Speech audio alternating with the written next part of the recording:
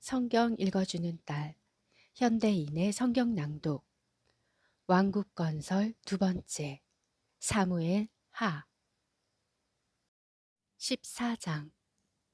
수루야의 아들 요압은 왕이 압살롬을 그리워하고 있다는 것을 알고 드고아에 사람을 보내 지혜로운 여자 한 사람을 데려오게 하여 그녀에게 말하였다. 당신은 초상당한 사람처럼 상복을 입고 머리를 빗지 말며 죽은 사람을 위해 오랫동안 슬퍼한 신용을 하고 왕에게 가서 내가 일러주는 말을 전하시오. 그리고서 그는 왕에게 할 말을 그녀에게 일러주었다. 그래서 그 여자는 왕에게 가서 얼굴을 땅에 대고 절하며 말하였다. 임금님, 저를 좀 도와주십시오. 무슨 일이냐? 저는 가난한 과부입니다. 저의 남편은 죽고 저에게는 아들 둘만 있었습니다. 그런데 하루는 그들이 들에서 서로 싸우다가 말려주는 사람이 없어 한 아이가 다른 아이를 쳐 죽였습니다. 그러자 모든 친척들이 나를 공격하며 자기 형제를 죽인 놈은 죽여야 한다고 남은 내 아들을 내놓으라고 강요하고 있습니다. 그러나 만일 내가 그들의 요구대로 한다면 나는 자식 없이 혼자 남는 신세가 되어 나의 마지막 희망까지도 사라지게 되고 남편의 대를 이을 후손이 완전히 끊어지고 맙니다. 이 문제는 나에게 맡기고 너는 집으로 돌아가거라. 내가 아무도 내 아들에게 손을 대지 못하도록 명령을 내리겠다. 대왕께서 나를 도와주신 일로 비난을 받는다면 그 죄는 나에게 있고 왕에게는 아무 잘못이 없습니다. 그 문제는 염려하지 말아라. 누구든지 너를 위협하면 그를 나에게 데려오너라. 그러면 그가 다시는 너를 괴롭히지 못할 것이다. 그러시다면 왕의 하나님 여호와께 기도하여 죽은 내 아들의 원수를 갚으려고 하는 친척들이 남은 내 아들을 죽이지 못하게 하소서. 내가 살아계신 여호와의 이름으로 맹세하지만 내 아들의 머리카락 하나도 땅에 떨어지지 않을 것이다. 죄송합니다. 한마디만 더 말씀드려도 좋겠습니까? 좋다. 말해보아라. 대왕께서는 하나님의 백성에게 어째서 이런 일을 하셨습니까? 대왕께서 이렇게 말씀하시고 보니 죄 있는 사람처럼 되셨습니다. 이것은 왕이 망명 중에 있는 왕의 아들을 데려오지 않기 때문입니다. 우리는 결국 다 죽게 될 것입니다. 우리의 생명은 한 번 땅에 쏟으면 다시 담을 수 없는 물과 같을 뿐입니다.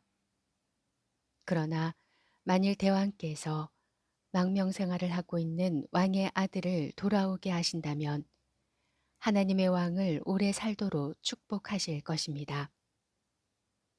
저의 아들 문제로 제가 이렇게 왕에게 찾아와서 호소하는 것은 저와 제 아들의 생명이 위협을 받고 있으므로 제가 속으로 내가 이 일을 왕에게 말씀드리면 혹시 왕이 내 간청을 듣고 이스라엘 땅에서 나와 내 아들을 아주 없애버리려고 하는 자들의 손에서 나를 구출해 주실지도 모른다. 그렇다. 왕은 우리에게 평안을 주실 것이다 하고 생각했기 때문입니다. 저는 대왕께서 하나님의 천사와 같아서 선악을 분별하실 수 있는 분이라고 믿고 있습니다. 아무쪼록 하나님께서 왕과 함께 하시기를 바랍니다. 내가 한 가지 물어보고 싶은 것이 있다. 임금님 말씀하십시오. 요압이 너를 여기에 보냈느냐? 내가 어떻게 이 일을 숨길 수 있겠습니까? 그렇습니다. 요압 장군이 저를 보내며 제가 할 말을 일러주었습니다. 요압 장군은 이 일을 자기가 시키지 않은 것처럼 꾸미려 하였으나 왕은 하나님의 천사와 같은 지혜가 있어서 이 땅에서 일어나고 있는 모든 일을 다 알고 계십니다. 그래서 왕은 요압을 불러 좋다. 가서 압살롬을 데려오너라 하였다. 그러자 요압이 땅에 엎드려 절하며 왕을 위해 복을 빌고 저의 요구를 들어주시는 것을 보니 이제서야 왕이 저를 총애하시는 줄 알겠습니다 하고 그 술로 가서 압살롬을 예루살렘으로 데려왔다. 그러나 왕은 그를 자기 집에 가서 머물러 있게 하고 내 앞에 나타나지 못하게 하라. 내가 그를 보고 싶지 않다 하였다. 그래서 압살롬은 자기 집으로 가서 왕 앞에 나타나지 않았다. 이스라엘의 압살롬만큼 미남자로서의 인기를 모은 사람도 없었다. 그는 머리에서부터 발끝까지 흠 하나 없었다. 그는 머리숱이 너무 많아서 해마다 한 번에 머리를 깎았는데 그 깎은 머리를 저울에 달아보니 약 2.3kg이나 되었다. 압살롬에게는 다말이라는 아주 아름다운 딸 하나와 세 아들이 있었다. 압살롬은 예루살렘에 2년 동안 있으면서 아직 한 번도 왕을 뵙지 못하였다. 그래서 그는 요압을 왕에게 보내 자기를 위해서 중재 역을 해달라고 부탁하려 했으나 요압이 오지 않았다. 압살롬은 그를 데려오라고 다시 사람을 보냈지만 이번에도 그는 오지 않았다. 이때 압살롬이 자기 하인들에게 너희는 가서 내 밭 곁에 있는 요압의 보리밭에 불을 질러라 하자 그들은 명령대로 요압의 밭에 불을 질렀다. 그러자 요압이 압살롬에게 가서 당신의 하인들이 어째서 내 밭에 불을 질렀습니까? 하고 따져 물었다. 그때 압살롬이 대답하였다. 내가 당신을 부른 것은 당신을 왕에게 보내 왕이 나를 볼 생각이 없었다면 무엇 때문에 나를 그 술에서 데려왔는지 한번 물어봐 달라고 부탁하고 싶었기 때문이요. 내가 차라리 그곳에 머물러 있었더라면 좋을 뻔하였소. 이제 나를 왕과 좀 만나게 해주시오. 만일 나에게 죄가 있다면 왕이 나를 죽여도 줬소. 그래서 요압이 왕에게 가서 압살롬이 한 말을 그대로 전하자 왕은 사람을 보내 압살롬을 불러오게 하였다. 그가 나와서 얼굴을 땅에 대고 왕에게 절하자 왕은 그에게 입을 맞추었다. 15장 그 후에 압살롬은 전차 한 대와 말들을 구하고 호위병 50명도 고용하였다. 그는 매일 아침 일찍 일어나 성문으로 나가곤 했는데 그는 성문 길가에 서서 누구든지 소속 문제로 왕을 찾아오는 사람이 있으면 그를 불러 어디 사람이냐고 묻고 그가 어느 지파 사람이라고 대답하면 그는 곧잘 이렇게 말하였다. 이 문제에 있어서 당신이 옳고 정당하지만 유감스럽게도 당신의 소속 문제를 들어줄 대리인을 왕이 세우지 않았습니다. 내가 만일 이 땅의 재판관이 된다면 얼마나 좋겠습니까? 그러면 소속 문제를 가진 사람은 누구든지 나에게 찾아올 수 있고 또 나는 그들의 문제를 공정하게 해결해 줄 것입니다. 그리고서 그는 누구든지 자기에게 와서 절하려고 하면 그러지 못하게 하고 오히려 손을 내밀어 그를 붙들고 입을 맞추곤 하였다. 압살롬은 왕에게 재판받으러 나오는 모든 사람을 이런 식으로 대하여 이스라엘 사람의 마음을 도둑질하였다. 그로부터 4년이 지난 후에 압살롬이 왕에게 말하였다. 내가 여호와께 서약한 것이 있습니다. 지금 헤브론으로 가서 그 서약을 지키게 해 주십시오. 내가 그 술에 있을 때 나는 여호와께서 나를 예루살렘으로 다시 돌아가게 해 주시면 여호와께 제물을 드리겠다고 서약하였습니다. 그러자 왕은 좋다.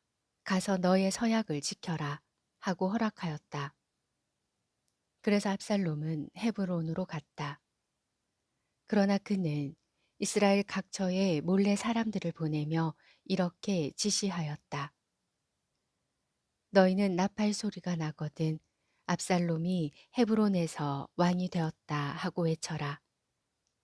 그때 압살롬의 초대를 받아 예루살렘에서 그와 함께 간 사람 200명이 있었으나 그들은 압살롬의 의도가 무엇인지 전혀 알지 못하였다.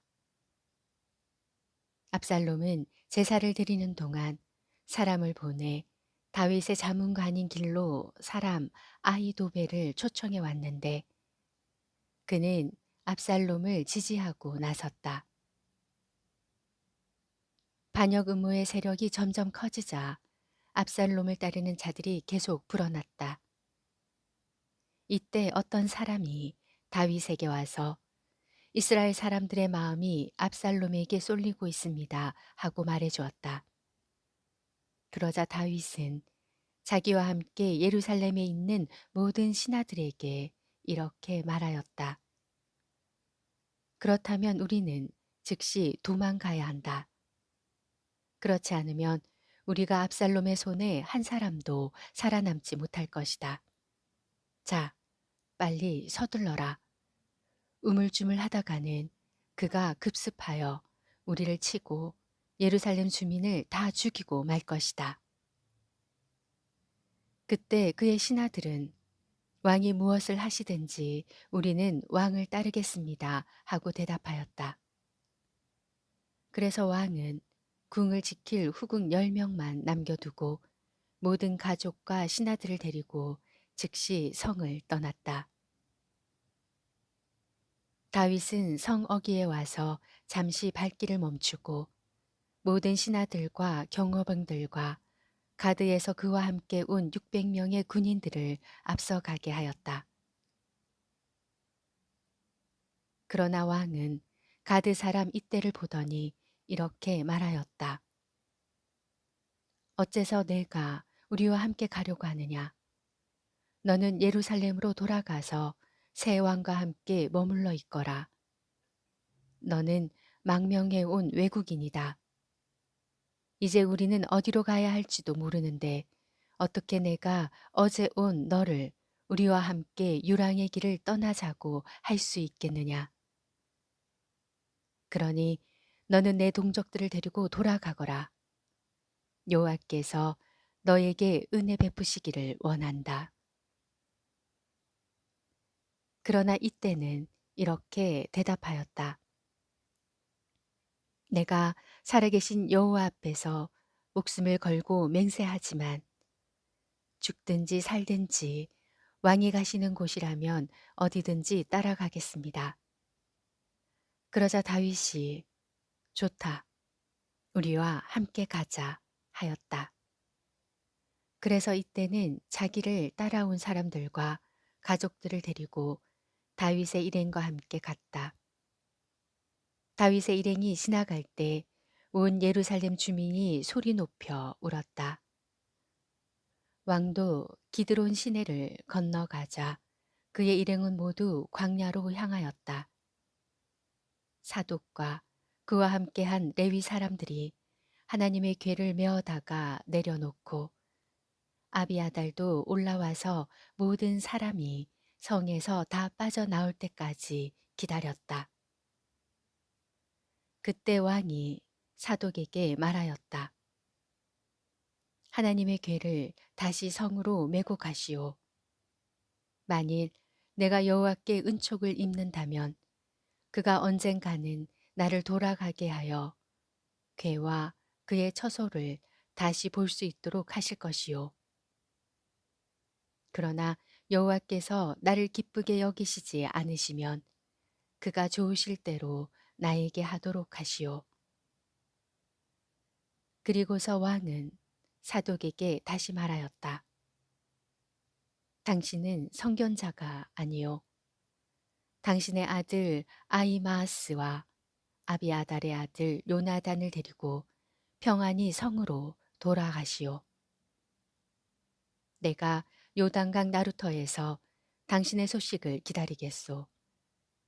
당신은 내가 광야로 들어가기 전에 예루살렘에서 일어나는 일을 나에게 알려주시오.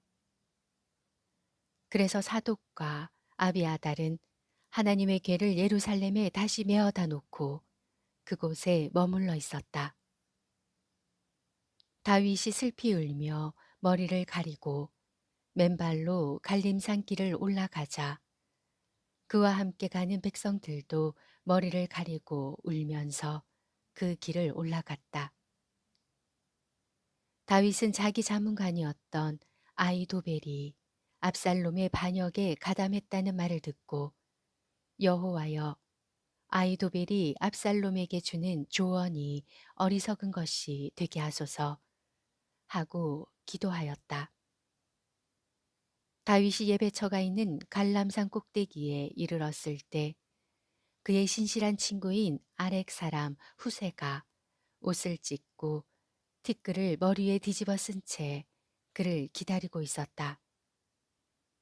이때 다윗이 그에게 말하였다.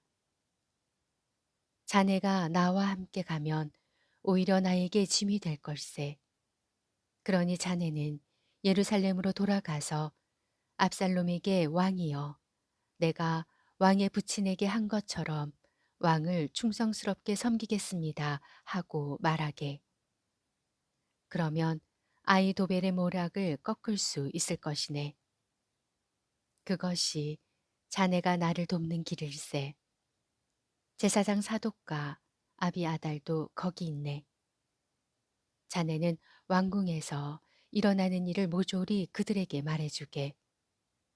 그러면 그들이 자기들의 아들인 아이마아스와 요나단을 나에게 보내 그 정보를 일러줄 것이네.